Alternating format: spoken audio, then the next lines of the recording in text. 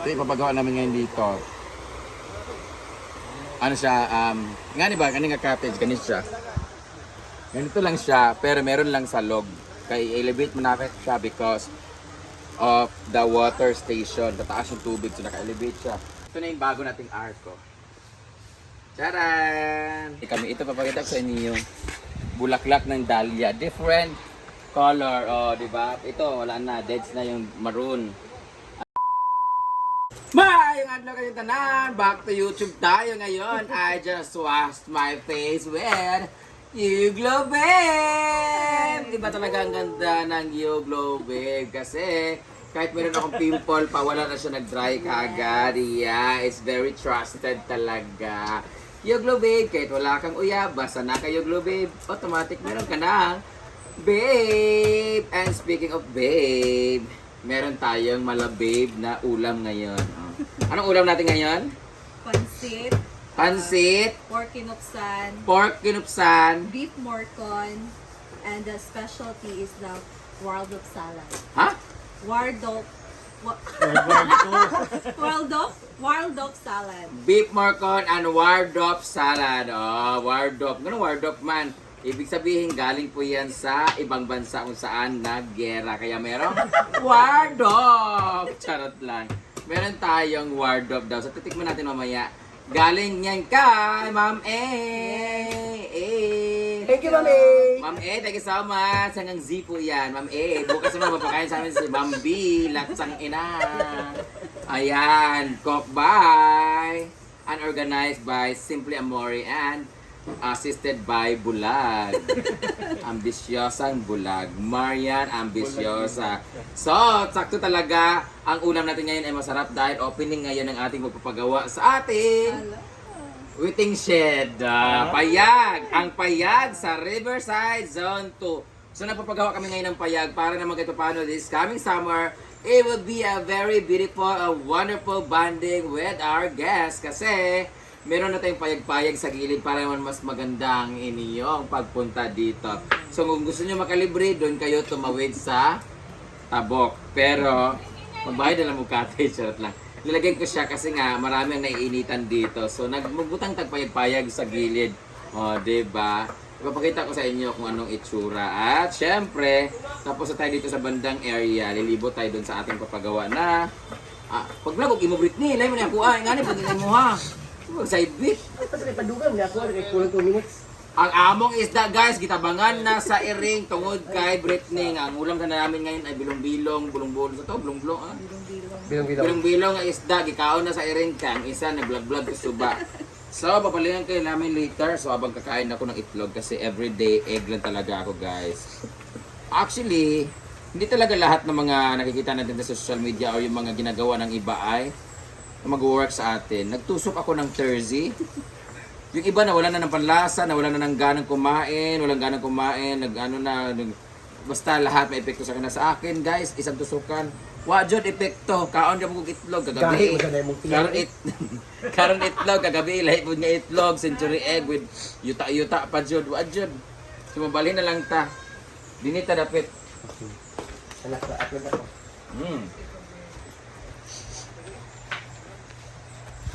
I am wearing ukay-ukay by Classic, ano na? Classic Bandos. At guys, mga bulaklak namin, no? Tcharan! Ang ganda ng mga bulaklak namin, dahlia. Ito nyo, oh. Yan.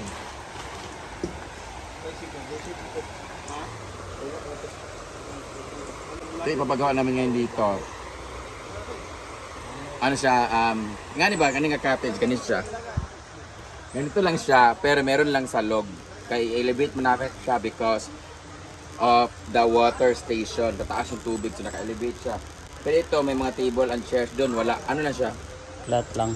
Lantay lang siya, tambayanan, butanganan sa mga duyan. Ganyan ni Jericho, ni Christian, ni Lingling, ni Gigi. Kada din sila matulog, sure, dun ko aning. Diyan din sila matulog sa duyanan. Di ba? Pwede mabuti duyan, di ba? Kaya square tube ang gagamitin namin kasi yung kahoy sa amin ay bawal na mga yun magputol. Illegal lagi. Charot lang. Nangadakpan mi sa PCA. PCA. Thank you so much, Philippine Coconut Authority. Nagtanim na mi og mga niyog para mapalitan. Ayan ang niyog namin, di ba? Dito namin ilalagay ang ating, sa ngalan naning payag, di ba? Ito yung Payag, pero spiritual ang gamit. payag pero square ang gamit namin guys para pag umulan, hindi siya malalata agad-agad yung ano natin. Yung ating ano niya? Poste. Square tube. Sige siya mag-umpisa. Payag. Padulong dito. Siguro mga 5 payag ato ibutang daan para suba ang iyang view. Actually guys, dili naman dana ang yuta dito man sa una na ano lang siya na soil erosion. Na banlas ang atong kuan. So karon okay na siya. Lagyan na siyang payag-payag para kahit paano nanay tambayan din sa mga maligo, di ba? Abangan nilang mamaya. Puntahan natin yung bago nating arco. Diba? Ang linis-linis na ng aming paligid guys kasi naging strict na kami. Nag-meeting kami kahapon para sa mga assignment, designated area kung saan in-assign namin ang aming mga trabahante kung saan sila iba yung sa A-houses, iba yung sa CR, iba yung sa paligid, iba yung sa pool, iba yung sa function hall na maglinis, iba yung sa all around. So sa dami namin dito guys, hinati-hati namin yung sahod sa tapa 5,000 sila. Inabot ng 75,000 monthly. So kailangan namin maka-come up ng 75,000 na income dito para sa sahod pa lang yan ng mga trabahante. So ito na yung bago nating arco. Charan! Diba? Ito na yung mga golden chervanes na bulaklak, pink bell or red bell. May pink dyan. So yan, meron ding red at meron ding white bell pepper. Diba? So dito, ang kanyang arco papasok. So ang planning na gawing exclusive to dito banda. Lagyan natin ang gate doon. Papasok dito. Tapos dito naman, na mulaklak ng ating mga kalachuchi. Di ba? Nagping-ping. Ito na lang hindi pa na mulaklak kasi bagong lipat ko dito. Iba talaga itong mga bulaklak na to. Ito mga ganito at saka yung mga bougainvillea. Kailangan talaga siya ng direct sunlight. Kaya ilagay sa direct sunlight para mamulaklak siya. Kaya lahat ng bougainvillea na nilagay ko dito, nag-uumpisa na siyang mamulaklak kasi nga tinatamaan na siya ng araw. So dito naman tayo kung saan ilalagay. Papakita ko sa inyo yung mga dahlia na binili namin ng mga bulaklak. Grabe, ang ganda guys. Pag napuno na ito ng bulaklak dito, ang ganda na. Taran! Ang ganda ng bulaklak na pupuntahan natin guys. Salamat talaga ako sa nag-meeting kami kahapon. Kasi naano na namin yung mga mga tao. So pag mayroong madumi sa A-house, kung mayroong mga hindi naayos sa A-house, nakalak na yung lahat. Pag mayroong something, alam na namin kung sino ang sisisihin kasi sila yung nakatoka daan. Kung madumi naman ang paligid, iba rin nakatoka. Kung ang pool ay madumi, iba rin na nakatoka.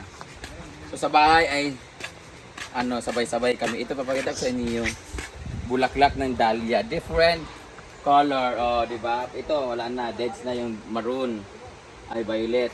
Meron na tayo red, white, meron tayong maroon din. Dito meron tayong touch of white, maroon, and violet. Laylay siya, magkakaiba siya sa isang tangkay. 'Di ba? Meron tayong yellow. Para siyang pinsan ng chrysanthemum. Dito yung pinakamaganda, guys. Ayan. Dito naman banda. Apat yan siya. Paparamihin ko to, guys. Magpo-propagate ako nito. Ayan, meron siyang violet and white. Yellow, orange. Meron tayong white and violet. At yun yung yan yung puno ng dahlia. Hello. May sakit pang puno ng dahlia. Nilagay ko na rin dito yung ating mga bougainvillea kasi tinatamaan siya dito ng direct sunlight. Baka mamulak na to dito. Para sa sunflower, no? Para sa sunflower na may basta. So yun lang, guys. Meron pala akong bagong binili ito. Itong na to. Anong pangalan nito? Comment daw kung anong pangalan nitong gatay na to. Boksay of katay. Vine plant. So yan lang guys. Paparamihin natin to ang mga bulaklak para kahit paano ay mas maganda ang lugar natin. So, mamaya ulit tayo mag-upload para kumita naman tayo. Bye-bye!